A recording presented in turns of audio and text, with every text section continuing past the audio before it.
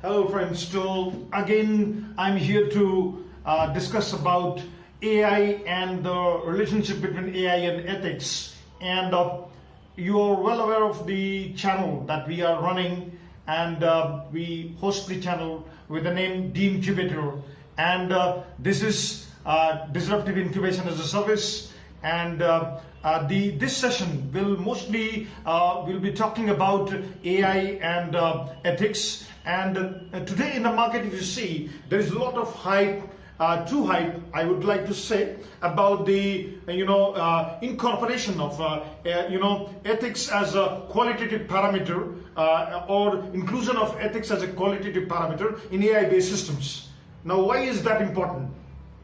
At the start onset, I'd like to say that AI systems are basically they spread from in a kind of band spectrum from AI soft to AI hard, and this is a kind of continuum where there can be multiple states. And it's just like a case where we are talking about a kind of non-finite states that could be possible based on the design and implementation of AI-based systems and the kind of intelligence that is intrinsically built on those systems from the standpoint of design and implementation.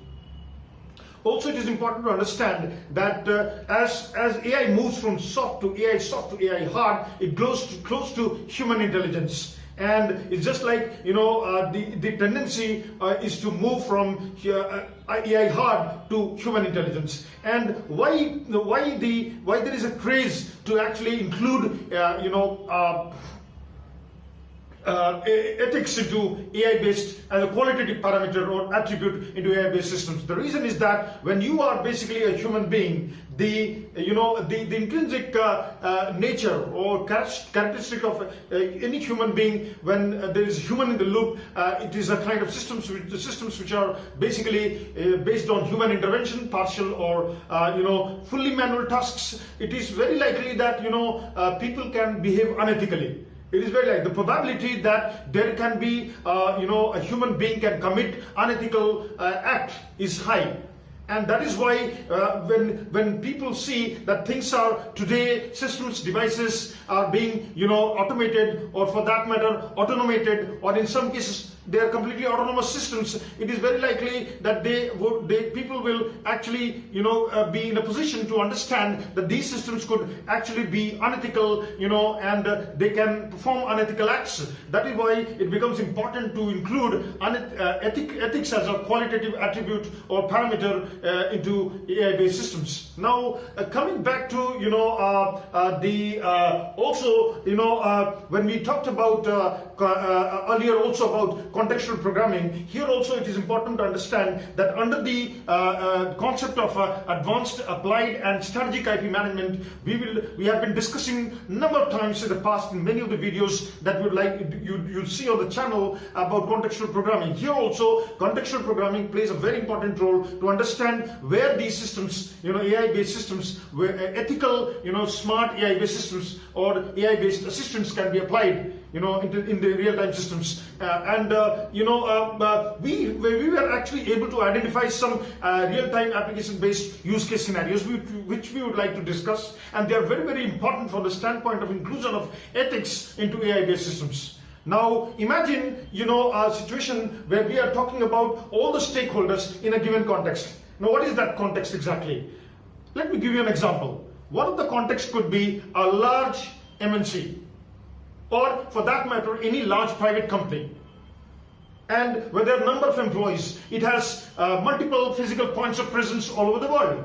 And there are companies in Europe, in India, in US, in Japan, all over the world. So what happens exactly? The total size of the company in the number of employees who are employed in the company is very high. The company is very bulky in terms of all the assets, real assets, physical assets, intellectual property assets, and human assets. Then it is very likely that the management of the entire system, a holistic kind of management approach, has to be adopted, and it is not possible that it will be 100% correct.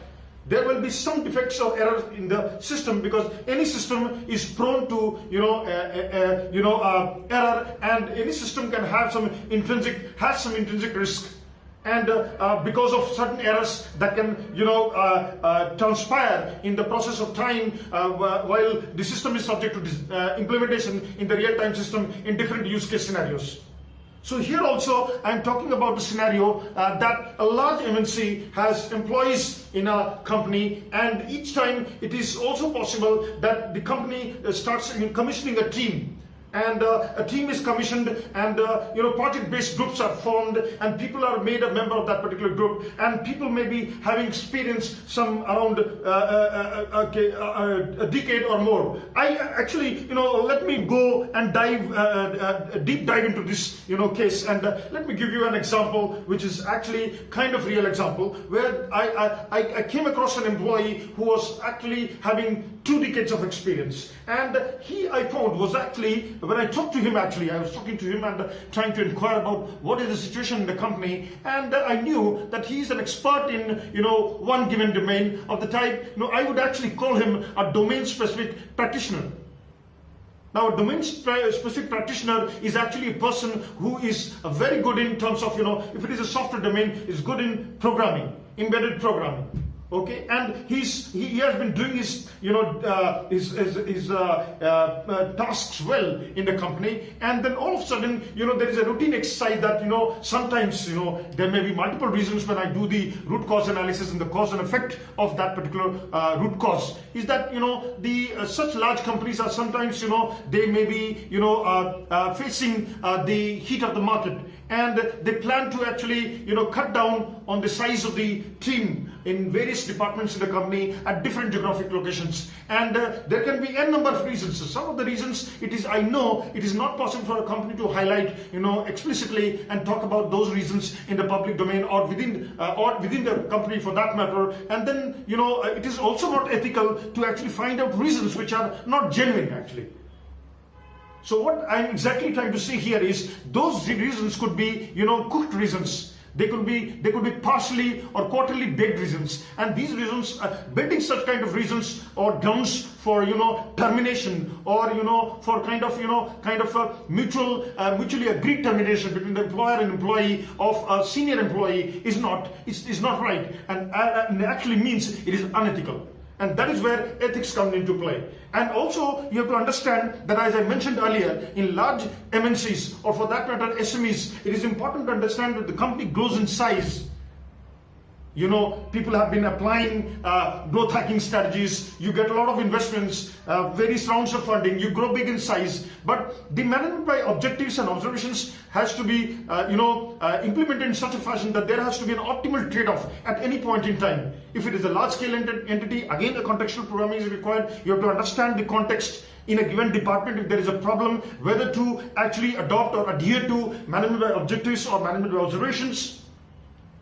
It is not that you have a single stick to handle all the situations. It's not right, because in certain cases when you are actually doing assessment, appraisals, or which are actually their periodicity is actually high. It means or low for that matter. The frequency that these exercises are conducted in a span of 1 year is relatively low. So you do it quarterly or say biannually, or you may do it annually also. KRAs, assessments, and when the employees are subject to assessment, and also in a hierarchy. You understand that if there is a hierarchy as it is there in all the companies, unlike startups where there is a flat management structure, and if it is a captive startup or if it is a self-funded startup, any startup in the market for that matter will actually have a flat management structure where people, all the resources are actually owner, managers and workers. But in a hierarchy, you have a top to bottom communication, bottom to top communication. You have the strategic decision makers sitting at the top, and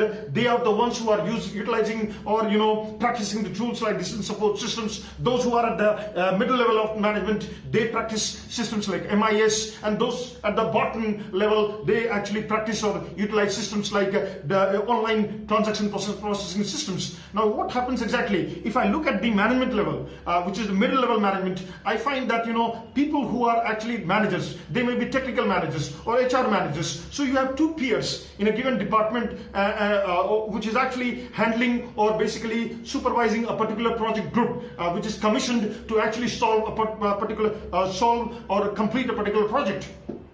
And there might be people who have been actually, collected from different departments to form this group. And what happens exactly here? The HR manager and the technical manager, they are actually peer level resources. They are colleagues, and they are at the same level, at par with each other. And whatever communication happens between them, verbally or non-verbally, actually does not come out in the public domain. And some of them may actually be constructive, others may be destructive. You never know. So it is also understood that it is not possible for the senior level management sitting at the top level, at the strategic decision makers, to actually go and adopt a top to bottom communication and communicate or guide them or track their activities and conduct management by observations. It's not possible. So what happens exactly in such scenarios when there are some, there is a probability that unethical acts can be conducted? It is high. You need to design and implement specific, systems which are actually smart AI-based assistants. Now here,